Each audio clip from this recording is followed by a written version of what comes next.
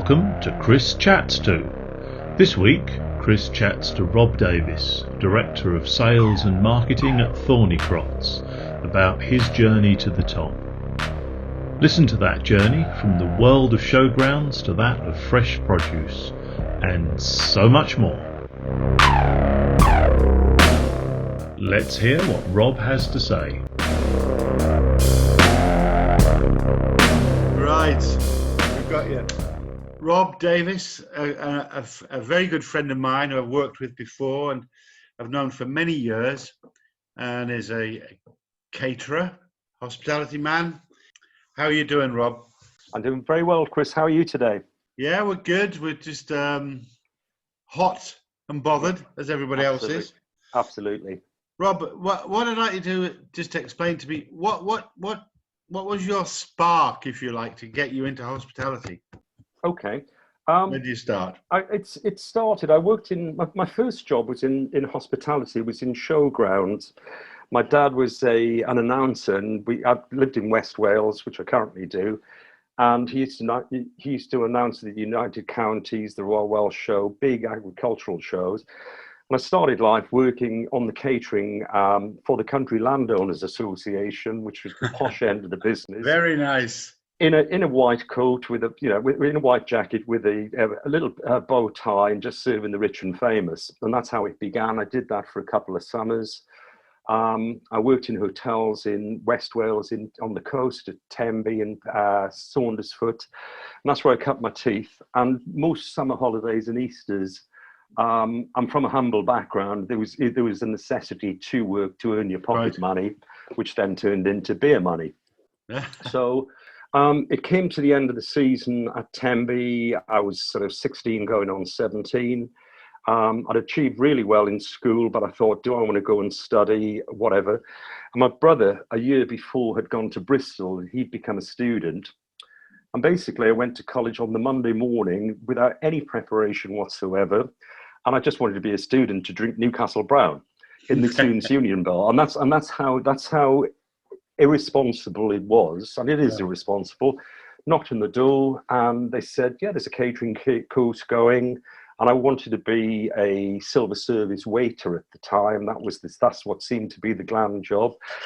And probably like yourself, Chris, your parents would have said, my son's going into hotel management, and he's going to run the local hotel, which is probably a 30-bedroom hotel, which is still there.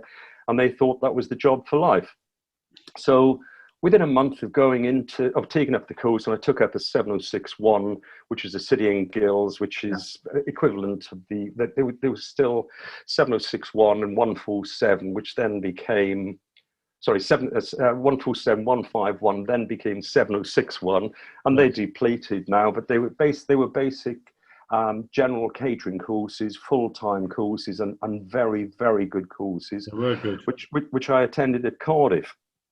So that was the start of it. And then every Easter, summer holiday or whatever, I took time out and I worked in cafes or bakeries or abattoirs or anything whatsoever to do with the course that I was doing to polish my skills.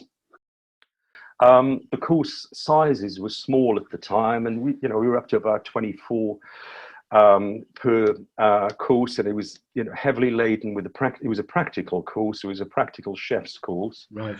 And we turned out, everybody was a rising star, and as we left, most of them either went to the Savoy, the Dorchester, or the Berkeley, or joined THF courses and traveled the world and have done well.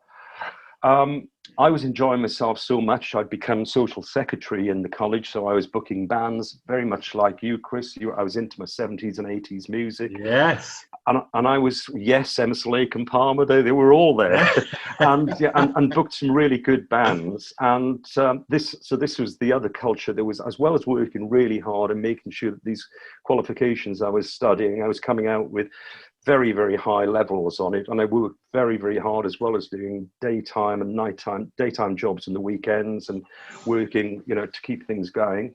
And then, so I stayed on to further on to do bakery and confectionery. Oh, yeah. There wasn't a 706-3 at the time, so I stayed on for another 2 years, whilst remaining social secretary and having a, controlling the social ladder. And so I did bakery and confectionery for another 2 years because there wasn't a 7063 in patisserie available. Right. So that was cake decoration, bread making. Bread making hadn't really hit the high street as it is now, sourdoughs and all the rest of it. But that's what I was trained on. And then, it came to an end, and I had to grow up and leave college. So then that's always a pity, Rob. It is it's a crying shame, because I was going to be the eternal student. But hey ho. So worked for an Italian company, a chain of restaurants in Cardiff, the Capaninis, and they worked the rocks off me. They squeezed my heart so it bled, but I got paid handsomely. I got paid I was, back in the day, Chris, I was clearing £100 a week in 1974 rather. I was clearing, and a lot of guys were going to join the Savoy, and they were getting live-in and earning £28 a week. Or the Barclay and so on. So that was and they were getting in there at like third commie or fourth commie on a section. And you got the accolade of having worked in a 5-star operation. I decided, let's just keep it local for the time being. So did that for a couple of years. Ran a small hotel in Tenby for a season, and then moved up to London. And that was just about when we met. I think it was 77. So I got married in 77. 77, I joined Unilever on Blackfriars Bridge. Right. And that was catering that was an in-house operation. That was Whitefriars, wasn't it? Nearest damn it. Just adjoining JP Morgan, which you'd worked in. Yeah. So joined them, and I joined them, and there was probably 56 chefs there, and most of them were ex-Dorchester. Really? So my qualifications worked. I got through the interview process, which was about a month of induction. And it was a corporate job, and you were in for life. They expected you to be there for, 25 years, and, they would retire you.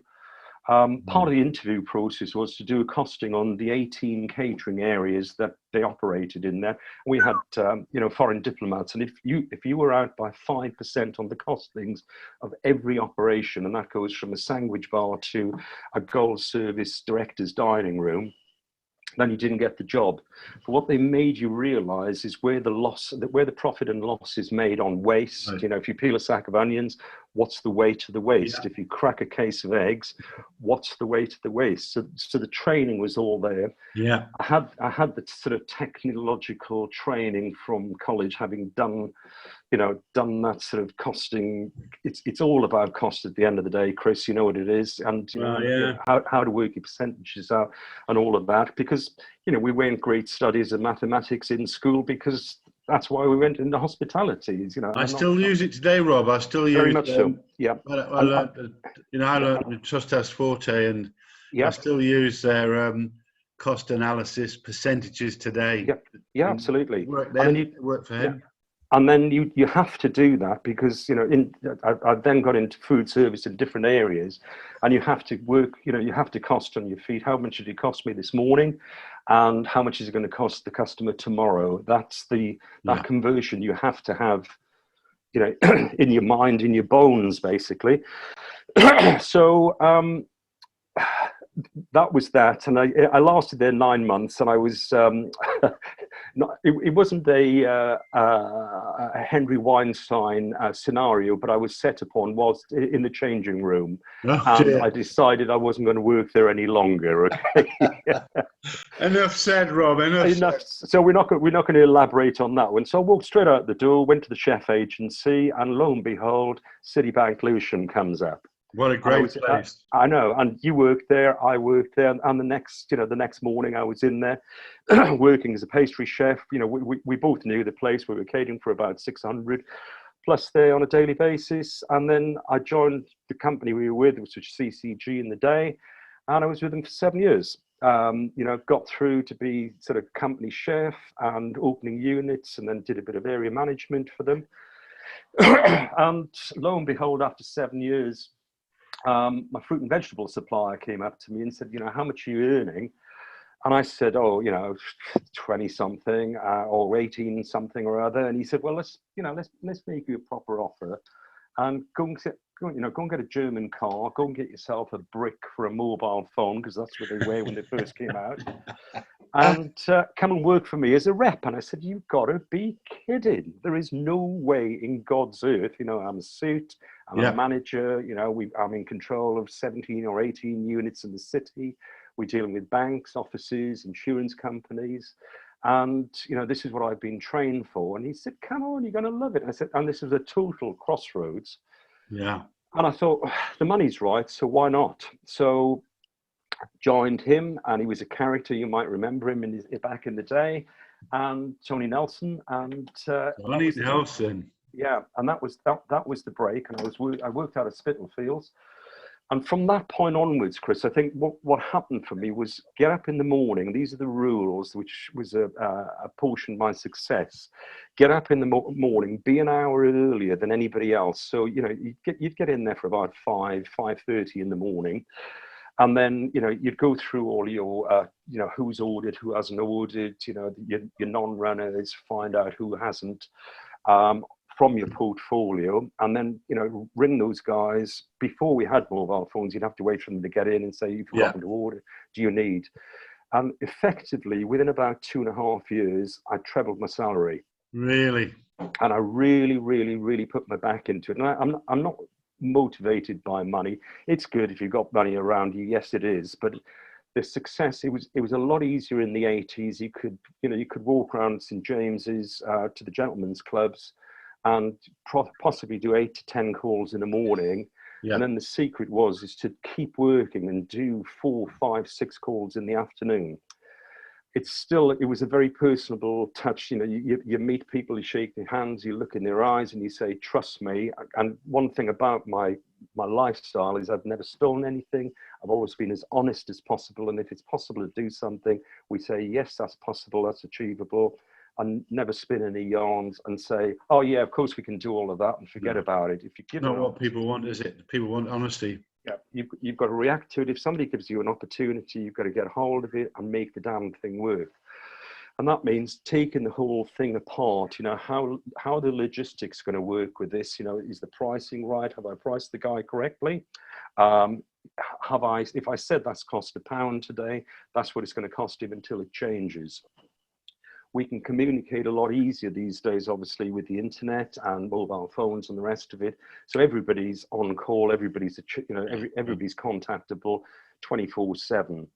Whether or not I agree with that, you don't get a lot of downtime, but nevertheless, and I'll hasten to add, I have enjoyed it all as well.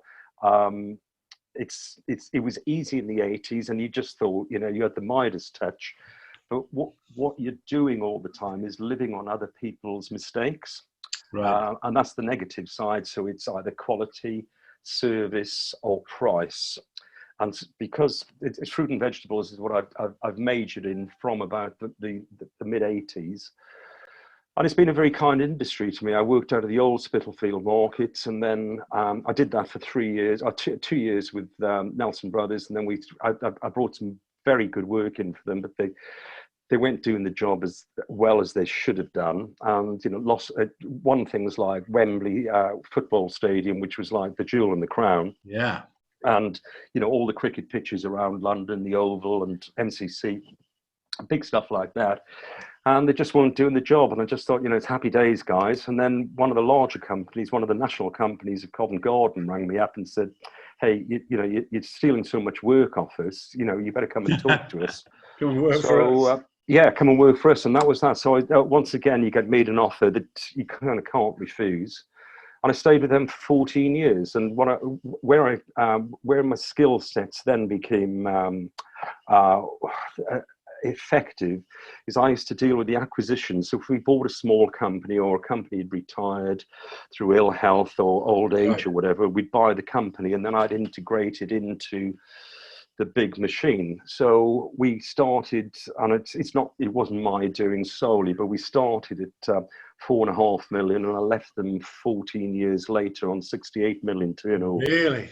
And we opened in Bristol, we opened in Manchester, Birmingham, Scotland, and I was involved in that sort of initialization for these guys.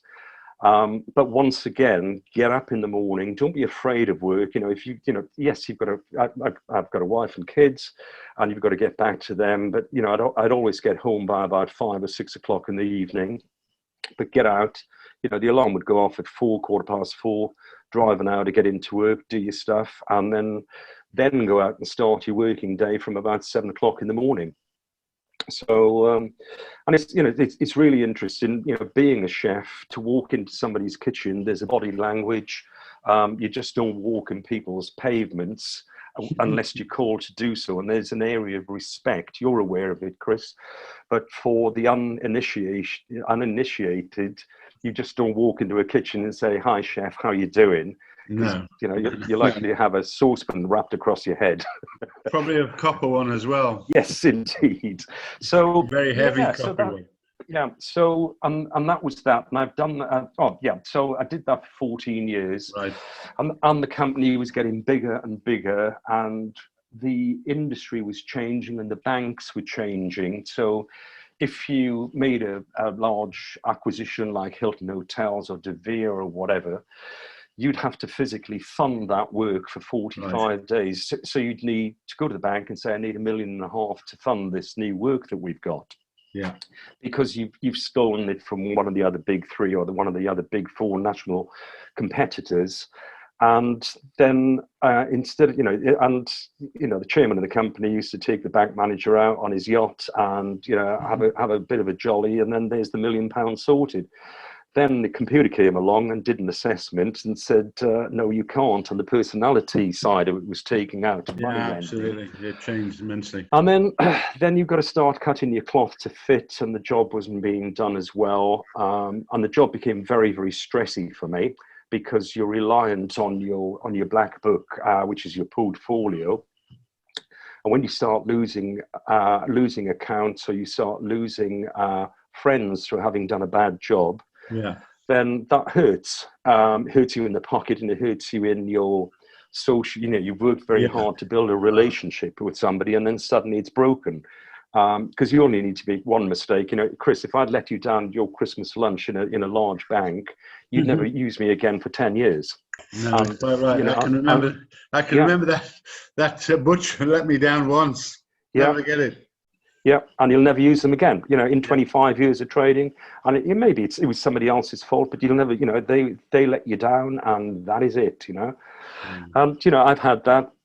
I've had that at various sites that I run, and you don't forget, because it's embarrassing. No, it is. So that was the end of that, and I could see that the writing was on the wall, and basically the ship was, it's aiming towards the rocks. And I decided to set my own business up in 2000, and I ran my own business for 11 years, and that went exceptionally well. I didn't make any losses. It was small, it was controlled, and I think I did a very good job of it. I'm proud of it. And then I had a couple of health issues. I was manic for beekeeping. I don't know if I've told you this story. Yeah, I remember you telling me this story. And I had 3 near-death experiences, so I decided to sort of wind down and try and retire at the age of 60. And within about 9 months of doing that, I was twiddling my thumbs. And I'm looking at my black book, which is my portfolio, and I'm thinking, this is not getting used, and it's a tremendous waste of money. So I went back into it, and worked remotely from Wales, and that's what I've been doing for the last 5 years. And I still enjoy it. And I'm a people person. But I suppose the message to your listeners today is, straight as a gun barrel all the way through. Don't tell any lies. Never steal a package, because you will get caught out one day, even if it's a pack of Sprouts. And we know of stories of people have done bad things in their lives, and it gets caught out, and they never get forgotten for that. No, absolutely. You and I know a lot of people, and you can remember the ones that were not good. Yeah, absolutely. And you never forget that. Yeah, and you never do. And then never make an enemy of anybody. If somebody says, I work with lots of professional people, or supposed professional people, and they lose an account, or they lose somebody's trust, and they'll throw all the toys out of the pram and shout and swear and slam the door and, you know, la, la, la, you know, I'm a managing director and you can't do that. Guaranteed, what you have to do is say, I'm really sorry, we got it wrong this time. Yeah. The next time we'll get it right. We have identified our losses, we've identified our faults. How can we resolve the situation? And that's the skill. That's the skill, is to leave people thinking, the guy's done his best, he's tried his best, he's been honest, and that is all I want from people. You can't win, you can't win every time. You can knock on somebody's door and say, I'm perfectly happy with my current supplier. That's all very good indeed. But when he breaks, you know, when it goes wrong and the toys fall off the pram, please make sure that I'm the first guy you call. No, And that's the nature of it. And the same goes for employment as well. When you leave that position, you know, getting it is fairly easy. And well, it's not like this current environment, but through our lives, Chris, finding a new job or finding a new position is normally better than the one you've got currently. Never make a move until you've got that new job, that position. You know, to find a job whilst employed is a lot easier than finding a job unemployed. Absolutely right. You maintain control of your destiny.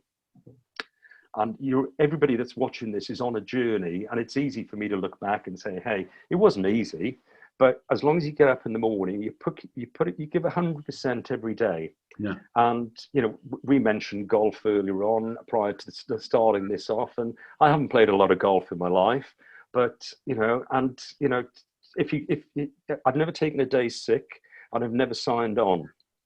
And I think it's exactly the same for you, Chris. No, I can't remember. Apart from last year when I wasn't very well. Yeah, indeed. I know. And what did you get? £7 a week? £7 a week or something? But there you go. £78 a week. Yeah. There you go. There you go. But you know, and you know, your health is the most important asset that you have. Yeah. And you know, to be able to operate, you know. You'll see a lot of people, you know, in the hospitality industry, particularly young chefs under the age of 25 getting into it, doing 80 hours a week or 120 hours a week. Yeah, I've done that. And I think the other thing, which I think is really important, everybody, you know, you're going to leave, you know, your training, keep learning, take another course. I took my HCIMA as a working student. Which is a degree in hospitality, for want of a better word, if they don't know what that means now. And then, you know, do a health and safety certificate, do a course with Rentokil to find out about, you know, rat catching and whatever else. Yeah. Do a course on whatever, computing, sales and marketing, software management, and never stop learning. And I think the cutoff point for me was, and I speak to a lot of people, I think it's 27. You don't realize you're a chef. You know, you've got 80 tickets in front of you. The kitchen porter's just collapsed on the floor. You haven't got any waitresses. Your sous chef's gone home, and you've got 80 tickets. And you look in and you go, how am I going to do this? Yeah. And you just take every one, you slow the whole thing down. You know, I've done a lot of outside catering and weddings, which is really difficult work. And say slowly, right, that's the first ticket in. Let's just deal with that, cook it properly. Make sure it's exactly as you want it to be. Don't get sloppy. Just keep going like a workhorse, like a machine. Keep it going, keep it going, keep it going. And you walk out of it and you go, I can't even remember doing that, you know. And you'll always get your bad times and your good times. I say to my kids, if you can make it to 27, you know, look at all the rock stars that died at 27, right? Sex and drugs and rock and roll. If you can keep a clean nose up until the age of 27, you're going to make it. Yeah. And that is, you know, and there are plenty of, you know, I was verging into, you know, working 80 hours, 100 hours, 120 hours a week. You can't do it. It's impossible. No. The industry sometimes requests it, and you'll speak to people in the industry say, yeah, you know, I did 400 people last night on my own, and I got in there at 5 a.m, and I didn't leave until 11:30 in the evening. Okay, you can do that once for Christmas, or you can do it for, you know, high days and low days, but you can't do it day in, day out. No, and I think the world is changing slightly, particularly the hospitality business. It's not as brutal as it used to be. No, absolutely. And you know, and how long can it maintain? There are, you know, I've got a lot, you know, I'm approaching retirement. Mhm. And don't forget to moisturize, okay? And you know, people that are shaking and baking, or chefs that are shaking and baking over the age of 50 are few and far between. They are still there. And those that are working in the West End, in Park Lane, Piccadilly, are earning handsome amounts, but they've had to give blood, sweat, and tears there. It's taken them 15 years of experience to get that accolade. It is an honour, but we're all in the hands of accountants at the end of the day. No, absolutely. And yeah, excellent, good. Rob, I'm going to thank you very much for what you've given us today.